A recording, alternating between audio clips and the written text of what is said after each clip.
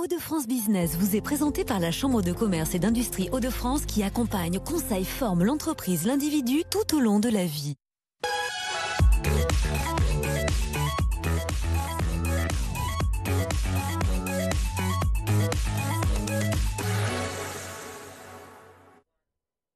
Bonsoir à tous et bienvenue dans votre magazine économique consacré aux entreprises des Hauts-de-France, le numérique et ses conséquences sur l'environnement. On en parle ce soir, un sujet de préoccupation évidemment pour beaucoup d'entreprises. Comment moins polluer ? Eh bien, on aborde le sujet avec notre invité et l'entreprise spécialisée dans l'informatique Norsys, basée à Ennevelin. Notre invitée Mathilde Dury, directrice du groupe. Bonsoir. Bonsoir. Merci beaucoup d'être avec nous, d'avoir accepté notre invitation et comme chaque semaine évidemment, Élodie Souris-Lavergne, chef d'édition du Journal des entreprises, est avec nous. Bonsoir Marie, bonsoir Mathilde. Bonsoir. Bonsoir Élodie, on commence avec quelques chiffres justement autour de Norsys pour faire un petit peu plus connaissance.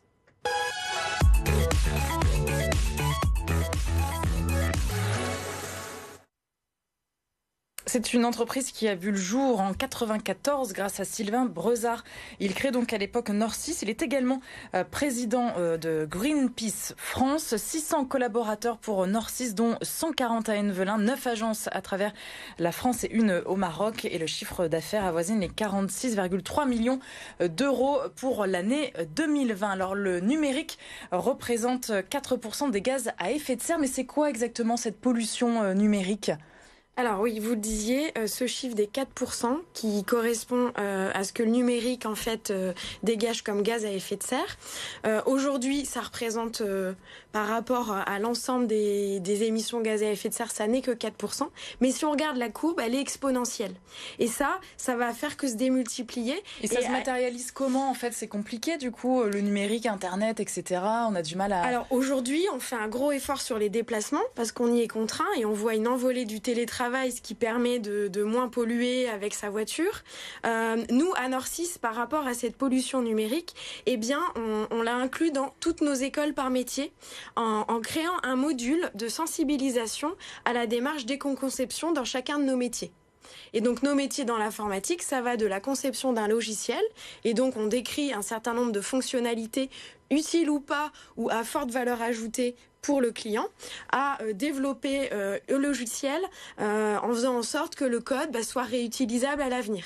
Voilà, donc ces notions de régénération, de réutilisation, de faire en sorte qu'il y ait une valeur ajoutée pour l'utilisateur, ce sont des ingrédients qui permettent d'amener nos métiers de l'informatique vers l'éco-conception. Alors Norsys, c'est une entreprise informatique engagée, une entreprise qui est dite à mission. Qu'est-ce que c'est ce concept d'entreprise à mission ? Comment ça se traduit au quotidien dans le fonctionnement de l'entreprise ?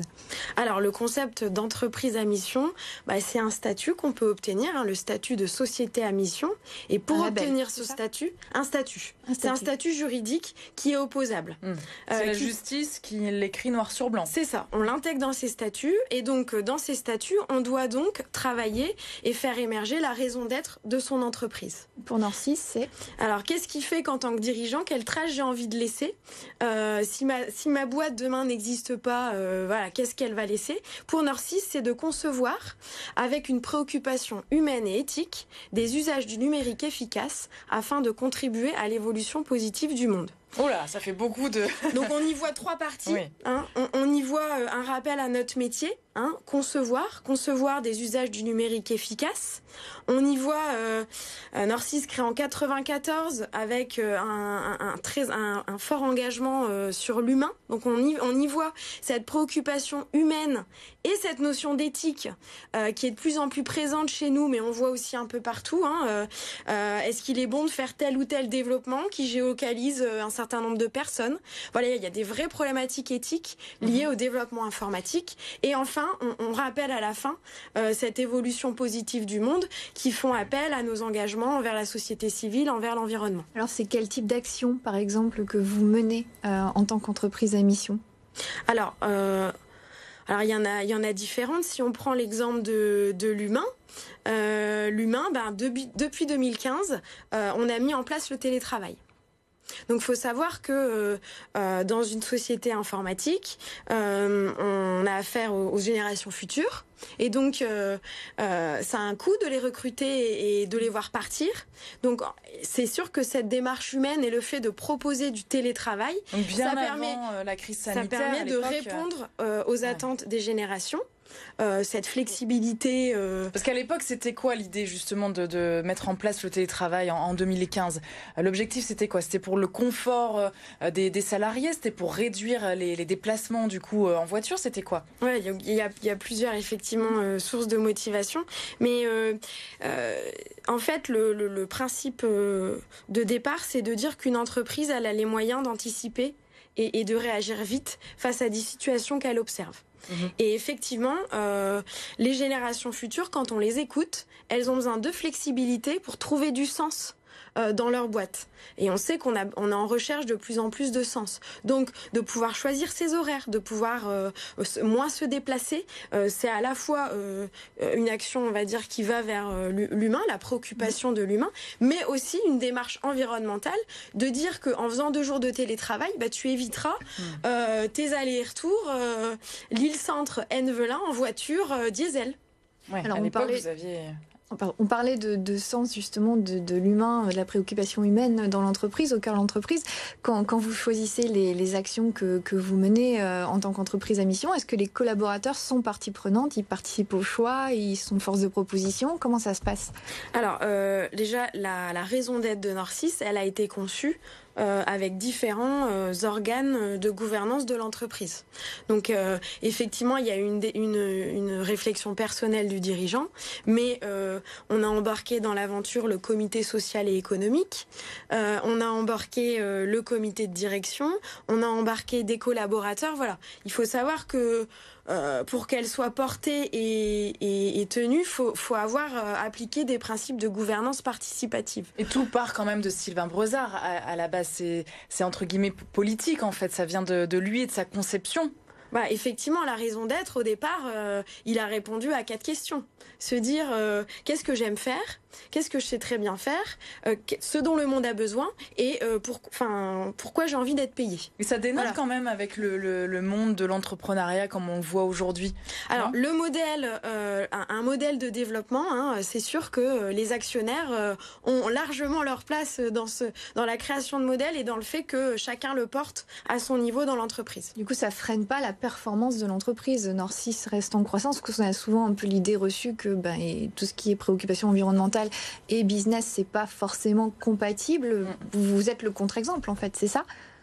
Ouais, on est vraiment, c'est vrai qu'on nous challenge beaucoup là-dessus et c'est pas parce que on a une démarche de tendre vers plus d'humains dans l'entreprise, de tendre vers plus d'environnement que l'économique, il a pas sa part, parce que c'est justement parce qu'on gagne de l'argent qu'on a la latitude de proposer d'autres projets qui touchent l'environnement et l'humain. Il y a cette notion de perma-entreprise aussi qu'on retrouve beaucoup chez vous. C'est quoi exactement cette notion ? Comment on peut définir vraiment très, très rapidement ? Alors, la perma-entreprise, justement, pour aller vers ce nouveau modèle de développement, on passe par faire émerger une raison d'être, par l'inscrire dans ses statuts et y mettre des indicateurs.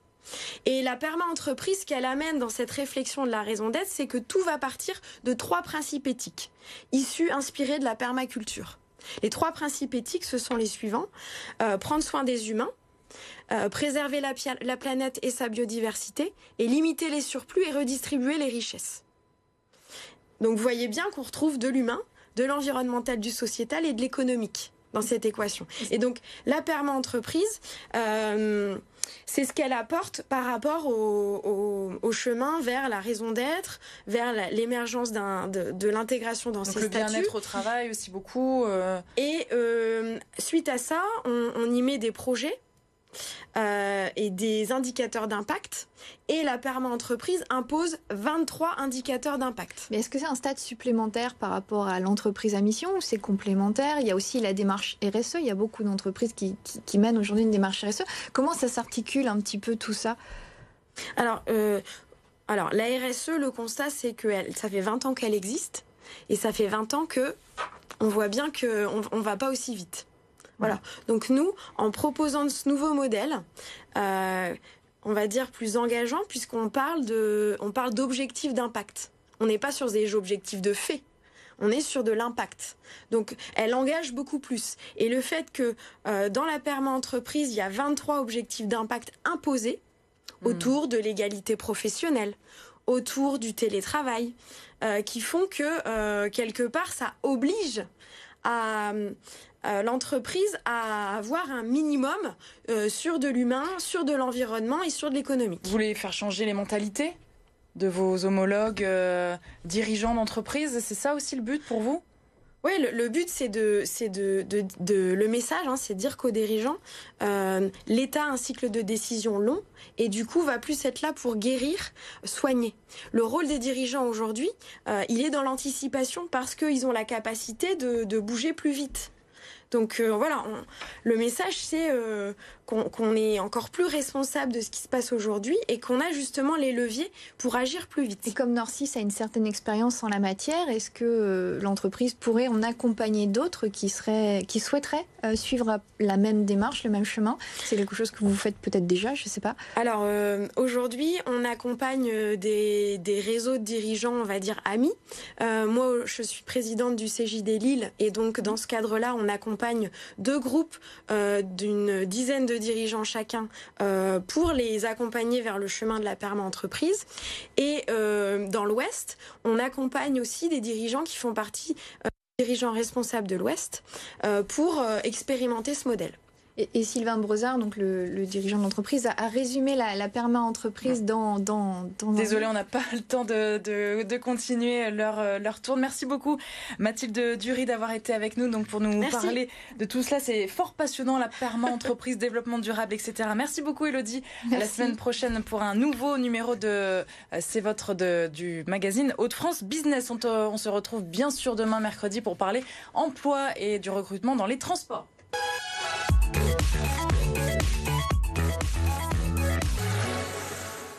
Hauts-de-France Business vous a été présenté par la Chambre de commerce et d'industrie Hauts-de-France qui accompagne, conseille, forme l'entreprise, l'individu tout au long de la vie.